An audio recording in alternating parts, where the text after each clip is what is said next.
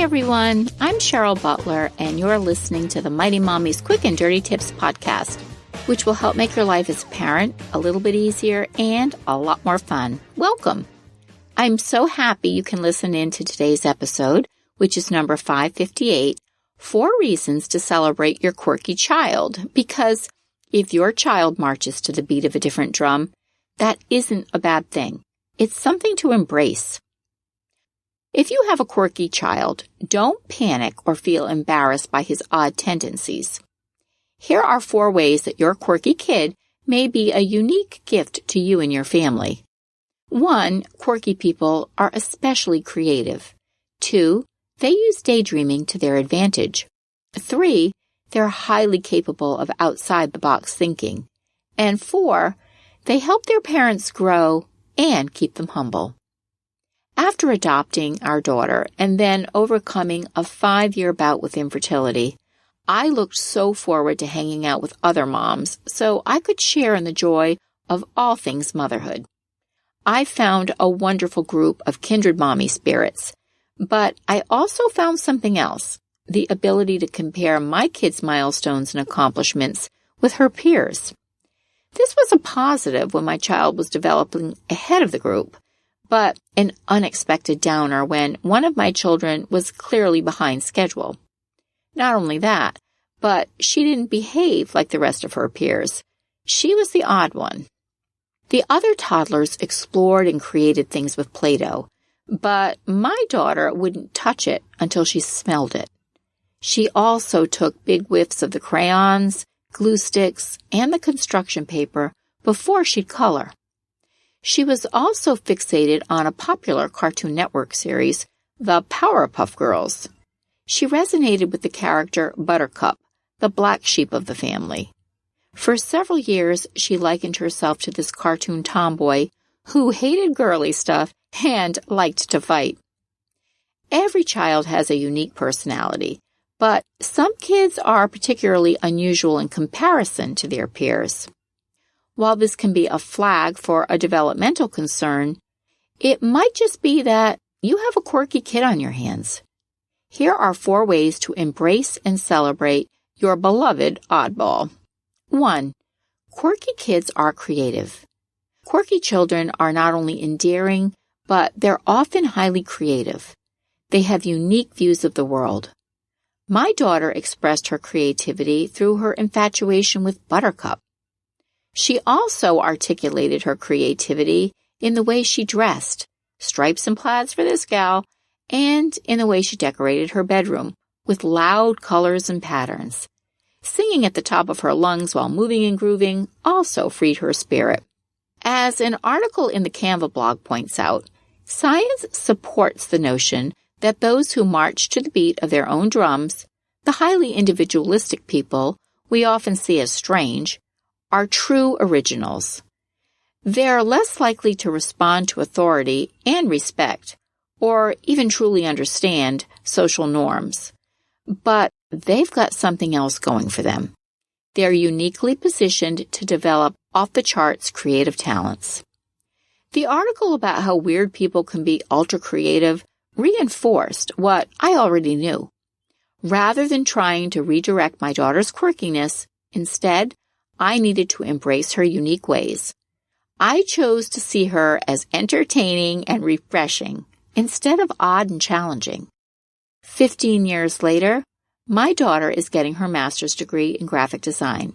She has a thriving freelance design career, and to this day, she has never concerned herself with what other people might think of her. If it makes her happy, she does it. 2. Quirky types take advantage of daydreaming. Today's kids live at a fast and furious pace. Most children hop from one commitment to the next with very little downtime. If you have a child who marches to the beat of a different drum, you will soon realize that they know how to enjoy downtime. And sometimes that means going off by themselves to spend some precious time daydreaming. A 2012 study suggests that although daydreaming may seem mindless, it could actually involve a highly engaged brain state. Daydreaming can lead to sudden connections and insights because it's related to our ability to recall information in the face of distractions.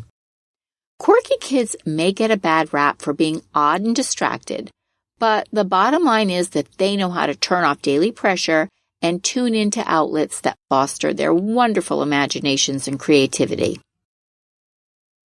Number 3. Quirky people think outside the box.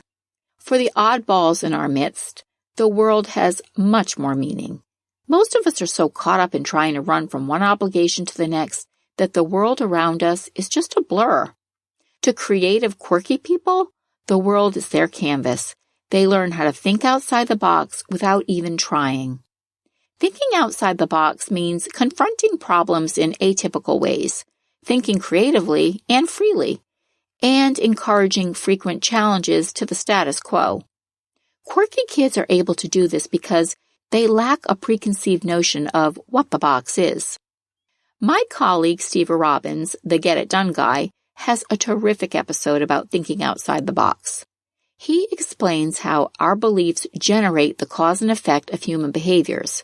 He cites the Rosenthal effect, named after researcher Robert Rosenthal. Rosenthal took kids of equal ability and told teachers that half were slow and half were gifted. 2 years later, the kids had performed according to the teacher's beliefs, not according to their pre-existing abilities.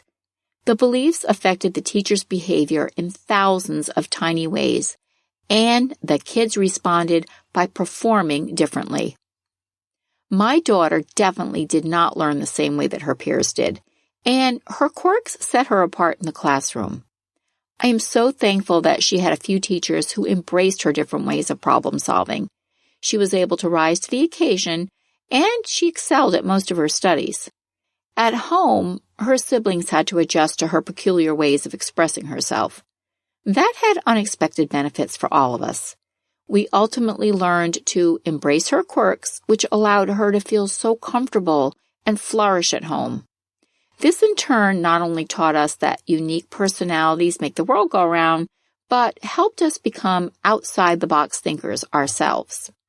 And finally, quirky kids will keep you humble. Raising a quirky child has taught me humility. I had always been a high achiever in all areas of my life, so I assumed my children would follow suit. When you have a kid who falls outside the mainstream, you begin to embrace other people who are anything but typical. You learn that normal is a setting on a washing machine, not on a human being. Humility, in its simplest sense, is the ability to consider others ahead of oneself. It's been said that a humble person doesn't think less of himself, he simply thinks of himself less. As parents, we can start developing empathy in our kids by creating an atmosphere of teamwork and cooperation right in our homes. This was pivotal for me when I helped my own kids feel more comfortable when their sister broke out into her role as Buttercup during church. Throughout my daughter's childhood, I've been humbled by the need to advocate for her in her different interpersonal skills and her unique learning style. My goal was never to make her adhere to the usual way of doing things, though. My hope was to have others accept her for who she was, not who they thought she should be. She was okay with being different because that was her norm. Realizing she was happy being herself has made me more appreciative of each of my children's unique strengths and personalities. What else can you share about the joys of raising a quirky child? Share your thoughts in the comments section at quickanddirtytips.com/mighty-mommy, or the Mighty Mommy Facebook page is a great place to leave your comments. You can also email me at mommy@quickanddirtytips.com. Now, before I leave you, I wanted to share a quick preview of what's coming up next week. When your child has an angry meltdown, not only is it difficult on her, it's equally as hard for you, her parent, to watch her emotional fury unfold. Many times, parents feel helpless or frustrated, and then they end up fueling this already raging fire rather than helping to diffuse the situation.